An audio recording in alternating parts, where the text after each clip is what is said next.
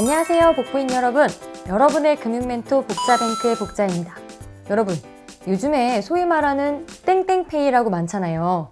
카카오페이, 네이버페이, 삼성페이, 엘스페이, 막 페이코 이렇게 무슨 페이 하는 간편 결제 업체들이 요즘 보면은 뭐 100만 원 한도로 또는 막 300만 원 한도로 3%다, 5%다 하면서 금리를 주는 것이 엄청 많아졌잖아요.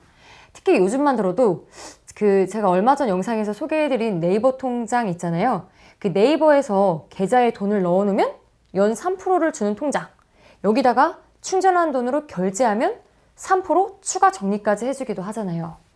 과연 이런 곳에서 뭐가 아쉬워서 그리고 무엇을 위해 이렇게 높은 금리를 제공해 주는 걸까요? 과연 우리를 위해 이런 혜택을 주는 걸까요? 아니니까 제가 이야기를 하는 거겠죠. 최근 기사를 보면요.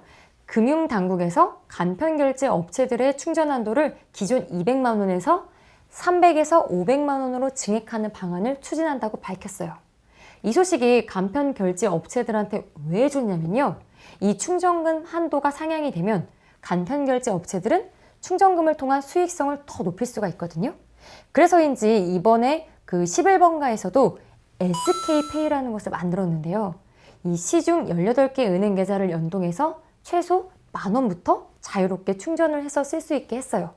그래서 SK페이머니로 결제를 하면 최대 5%를 적립해주는 등 파격적인 혜택을 제공했는데요.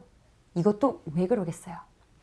그리고 또 NHN페이코에서도 현금으로 충전해서 결제를 하면 2% 적립을 해주는데요. 하지만 신용카드로 결제를 하면 그보다 훨씬 낮은 0.2에서 1%까지만 적립을 해줘요. 이런 걸 보면 현금으로 포인트를 충전해서 결제하는 경우에 혜택을 더 줘가지고 고객을 더 많이 끌어모으려는 게 보이는데요.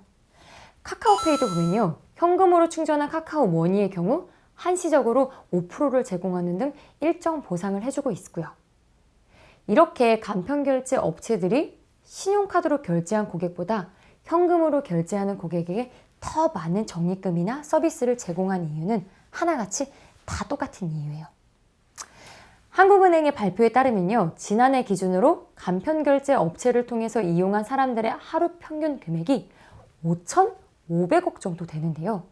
이 중에서 신용카드로 결제한 금액이 4,200억 정도 돼요. 이는 약 77%가 넘는 수준인데요. 즉 아직도 신용카드로 결제하는 사람들이 훨씬 많다는 거죠.